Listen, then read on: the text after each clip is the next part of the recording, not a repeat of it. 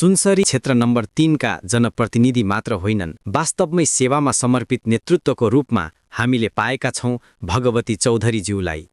उनको विशेष पहल, निरन्तर श्रम र जनताप्रतिको गहिरो संवेदनशीलताका कारण महिला विकास उत्सुकता मञ्च फरवर्ड मार्फत विपन्न परिवारका लागि घर निर्माण कार्य आज वास्तविकता बनेको छ।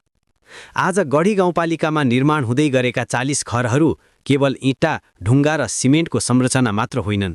यी घरहरू विपन्न परिवारको सपना, सुरक्षाको अनुभूति र सम्मानको पुनर्स्थापना हुन्।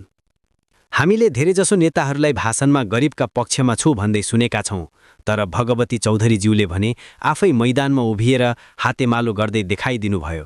नेतृत्व भनेको केवल पद होइन, जिम्मेवारी र अनुभूति पनि हो। विपन्न परिवारले पहिलो पटक हाम्रो पनि घर हुन्छ भनेर आत्मविश्वासका साथ भन्न सिकेका छन्। त्यही हो नेताको वास्तविक काम। समयले फेरि एकपटक प्रमाणित गरिरहेको छ, जब जिम्मेवार नेतृत्व र संवेदनशील मन मिल्छ, परिवर्तन सम्भव हुन्छ। भगवती चौधरीज्यू, तपाईको पहलले विश्वास जगाएको छ, आशा पालिएको छ र जीवन बदलिँदैछ। जनताको तर्फबाट हार्दिक धन्यवाद, सम्मान र निरन्तरता प्राप्त होस् भन्ने शुभकामना। यो कदम केवल घर निर्माण होइन, गरिमापूर्ण जीवन निर्माणको महाअभियान हो। जय सेवा, जय समर्पण, जय जनप्रतिनिधित्व।